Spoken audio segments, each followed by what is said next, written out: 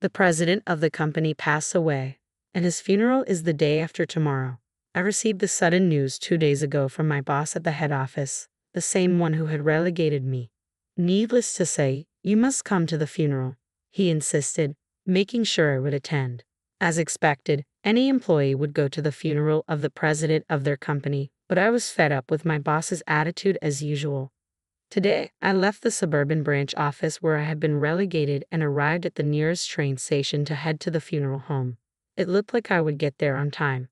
As I was about to walk through the ticket gate, I saw a woman pushing a wheelchair, struggling at the ticket counter. She seemed to be seeking help from the station attendant, who appeared uncomfortable. Watching closely, I noticed the woman looked like a foreigner, and the girl in the wheelchair, probably of elementary school age, also looked foreign. I wondered if they were mother and daughter. Curious, I casually walked towards them. They were speaking Vietnamese. In fact, I had majored in Vietnamese as a second language in college. Even though it was my second foreign language, I had taken all the classes and even obtained a certificate. I also had experience working as a hall staff member at a Vietnamese restaurant, so thanks to a life surrounded by native Vietnamese speakers, my Vietnamese speaking ability was fairly good. With this background, I decided to talk to her in Vietnamese if she was in trouble. "Can I help you with something?" I asked. She looked surprised for a moment but immediately replied in Vietnamese, "Oh, can you speak Vietnamese?" I nodded, a little relieved that she understood. "Yes, I do. I studied at university. I can speak a little. I thought you might need some help." Her eyes lit up. "Thank you, you were so kind. Actually, I was having trouble figuring out how to buy a ticket. I tried to ask the station attendant, but he couldn't understand me at all. Since I can barely speak English, I didn't know what to do. Thank goodness there is a kind person like you. Could you please tell me how to buy a ticket?" "Oh, I see. That must have been hard. Of course, it's no problem. I'll show you at the ticket counter." I showed her how to buy the ticket, and we went through the ticket gate together. "Thank you so much. You were very helpful," they said, looking totally relieved. I was very glad that I could use what I'd learned to help others. No, not at all. "There's an elevator right there you can use," I said, pointing it out, but then realized, oh my, unfortunately, the elevator is out of order. "Oh dear, it looks like it's out of order," I noted. Hearing that, she became terribly upset. "Oh no, what am I going to do? I have something very important to do today." Her face, which had just brightened up, became gloomy again. I couldn't decide right away if I should carry the wheelchair up the stairs. Depending on the weight, it could take a long time, and I might not make it to the president's funeral in time. I thought about asking the station attendant for help by translating, but when I glanced at him, he was obviously avoiding eye contact with me. I didn't want to rely on those guys. Okay, I gotta do it, I thought. I didn't want to come this far and just abandon them. I made up my mind. "If you want, I can carry your wheelchair up the stairs. Can you carry your daughter on your back?" "Yes, I can. Thank you," she replied happily. She picked up her daughter from the wheelchair, and I folded it up and carried it. It was quite heavy. Was it made in a foreign country or domestically? I had never carried wheelchairs before in my life, so I couldn't compare. I managed to carry it up the stairs. "Are you all right?" she repeatedly asked, even though she was also carrying her child on her back. "I'm fine. I think she is heavier than the wheelchair, isn't she?" I pretended to be calm and climbed the stairs. "I'm fine. I'm used to carrying my daughter on my back," she smiled. We reached the landing in the middle of the stairs and decided to rest there. "I'm sorry it's too late to ask you, but weren't you on your way somewhere? I thought you might be in a hurry." Yes, actually I'm in kind of a hurry." For a moment, I remembered my boss's face and answered with a wry smile. She suddenly realized, "Oh no, don't worry about us, you just go ahead." She said that, but there was no way I was leaving them in the middle of the stairs like this. There was absolutely no way she could carry this heavy wheelchair up by herself. "No, it's okay. You're more important. Let me help you to the end," I insisted. I checked my watch. I could still make it to the funeral just in time. After a short break to regain some strength, I climbed the rest of the stairs, little by little. "Hang in there, mister. Thank you." Her daughter cheered me on. Finally, we made it to the top. "We made it. We made it," I exclaimed. "I'm so glad. Thank you so much for your help." Thank you," she said, and the three of us shared the joy of reaching the platform. At that moment, we heard an announcement from the station. "The train will be leaving soon." "Oh no, I reflexively tried to run to catch the train, but the doors closed and it left. Oh my God, I muttered. Without that train, I would miss the president's funeral and be late. I'm sorry, it's my fault you missed the train, she said, apologizing profusely. I didn't want to make them feel worse than they already did. It's going to be all right. I'll figure something out, I replied, smiling to reassure her. While waiting for the next train, I called my boss, but he didn't answer. He was probably busy. I was anxious and impatient, but also a little relieved. I put her daughter back in the wheelchair and finished my task. As we sat on the bench, I decided to ask the question that had been on my mind. Do you two live here? Actually, got married and just moved here, but things have been a bit, she trailed off, not wanting to elaborate. It's okay, you don't have to talk if you don't want to. I'm sorry for asking a private question. I quickly apologized. In the meantime, time was passing. The next train was in 15 minutes. I looked at the timetable and sighed involuntarily. The thought of my boss being angry with me again was depressing, partly because I would be late for the president's funeral, but also because I didn't want to see him after a while. Is it possible that there's something else bothering you besides being late? She asked, startling me with her insight.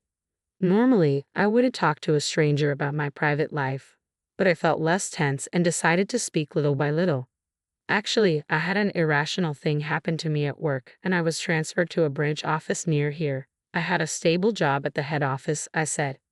I'm sorry, that's very sad, she replied. I know this is not the kind of thing to tell someone you just met, but my boss puts all the blame on me, and that's how I ended up where I am now. Today, I have to face that boss, and that's why I was feeling a little depressed, I continued. I'm sorry to tell you this story that you may not want to hear, but I haven't had anyone to talk to about it until now. It's okay, you saved us. Let me at least listen to your story, she said with a sympathetic smile. I'm kind of embarrassed. I've never complained about work to anyone before, I admitted. I found myself talking about something I had been holding inside for a long time. I guess I wanted someone to listen. I was surprised that I couldn't stop talking. My boss didn't like me, so he intentionally did wrong things and put all the blame on me. He deliberately pissed off the president, telling him that I was to blame, so I was relegated to the suburban office. I was just about to build my career at the head office, I explained. I see. Thank you for telling me what you're going through. I wish I could help you, but sorry, I can't do anything, she mumbled sadly. No, don't worry, just think of it as one office worker's rant. I feel better just talking to someone, I said. I felt bad that I had burdened her. Trying to change the subject to something more cheerful, I said, actually, I have a dream. I want to make frozen foods for foreigners. Something authentic, something that would remind them of their homeland while living in this country. But that's not possible at the branch office where I am now. Food development can only be done at the head office. That's why I want to go back to the head office someday and make my dream come true. That's wonderful, that's wonderful. I'll support your dream, she said. While we were talking, the train arrived. I helped them get on, and coincidentally, we got off at the same station 2 stops away. Thank you for listening to my story. Now, excuse me, but I must hurry, I said, rushing towards the ticket gates. Thank you very much, thank you. They waved their hands and thanked me in English. When I arrived at the site, the funeral was nearly over. My boss was glaring at me while the priest was praying. I had messed up. My head hurt just thinking about what would happen next. I was trembling during the entire ceremony.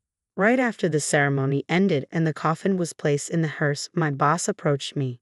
Hey, I have something to tell you. I need to talk to you. Yes, I replied. He took me to a private room, and the moment the door closed, he started yelling at me. Who do you think you are, you blinking fool? What are you doing showing up late for the president's funeral? I'm sorry. I was helping some foreigners at the train station, and I got delayed. I tried to explain. Helping people and foreigners is none of your business. Just leave such foreigners alone. He yelled so loudly that people outside the room could hear. The managing director and other employees rushed to the scene. What's going on here? The managing director asked. I thought it was inappropriate for him to be late for a funeral, so I scolded him, my boss said. I see. Being late is not good. So why were you late? The managing director asked me. Well, he said he was helping a foreigner, and I told him to leave that kind of thing alone. My boss interrupted. Just then, a young man who had been listening at the back of the crowd stepped forward. Wait a minute. What did you just say? The boss glared at the resolute young man. What is it suddenly? Excuse me, who are you? I am the son of the president of this company. It was my father's funeral today. I haven't been back in Japan for a long time, so you probably don't know who I am yet. I have decided to take over the company, he announced. Everyone looked surprised at the same time. I heard you speaking very loudly, so I had to listen to what you were saying. You seem to be blaming him for helping foreigners. I don't think that's a good thing. No, that's not what I meant. I was just warning him about being late for the funeral. My boss started to panic. I don't agree with blaming him because my wife is Vietnamese and she was saved by him, the president's son said, bringing forward the Vietnamese woman I had just met at the station. I was utterly shocked. I did not expect that she was the president's daughter-in-law. Our daughter has trouble with her legs, so she is in a wheelchair. When the two of them tried to take the train today, they didn't know how to buy a ticket. They tried to ask the station attendant but couldn't communicate because she can't speak English well. When they were both at a complete loss, he, who speaks Vietnamese, helped them buy a ticket. In addition, he willingly carried the wheelchair up the long stairs. He even helped them get on the train, even though he was in a hurry. That's what my wife told me. My wife, my daughter, and I are very grateful to him. It is outrageous to scold him for that, he said firmly. My boss shuddered. No, I didn't know that. I'm sorry, he stammered. The atmosphere was tense, but I felt a sense of relief knowing that my actions were understood and appreciated by someone who mattered. The next president was furious. Not only were you very rude to foreigners, but you also have the nerve to show up late for the funeral. Our company is planning to make more products for the international market. It's troubling to have people like you here. I don't think our company needs you. Oh no, please don't say that, my boss pleaded desperately. But no matter how much he begged, it didn't make any difference. I heard that you even cheated and blamed him, then kicked him out of the head office. You were fired. This can't be happening, my boss stammered, unable to accept what just happened. The next president gave my boss a cold look as he shook, then turned to me with kindness. Thank you for saving my wife and daughter. I was supposed to drive them here, but I had to leave early, so they had to take the train. My wife also told me why you were moved to the branch office. I can't allow such things to happen. When I become president, I will make sure the company values its employees' true abilities. He spoke passionately, then added, by the way, I heard you speak Vietnamese. If you're willing, I'd like you to develop food products for foreigners at the head office. I was extremely surprised. Are you sure? Of course I'm sure. We need talented people like you to develop our products. A dream I had almost given up on was coming true. I was so happy and surprised that I found myself in tears. When the new president took over, I returned to the head office, where I had longed to work. I was finally able to focus on developing food products for foreigners. We created authentic bibimbap for Koreans, hot pot sets for Chinese, and koshari for Egyptians, among others. There were many failures at first, such as difficulties in properly defrosting large products. However, through the team's concerted efforts and repeated trial and error, we successfully commercialized the products. Once we started selling, the products became big hits, one after another. Our company's sales steadily rose. I'm so glad we entrusted you with this project, the president said, very pleased. Recognized for my achievements, I was promoted. Since that incident, I have become good friends with the president's wife and daughter, and they often took me out to dinner.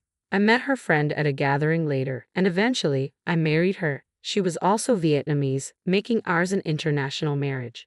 Looking back, it felt like a strange twist of fate, but I was glad I took the plunge back then. Holding my baby, I resolved to do my best to make my wife and child happy. That is why I continue to work hard on product development. You're the candidate for the next president, the president once said at a company party, quite drunk.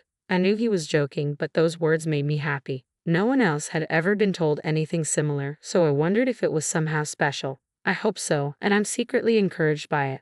For the sake of the president who cares about me, and for the company, I want to continue making products that will be loved by many people.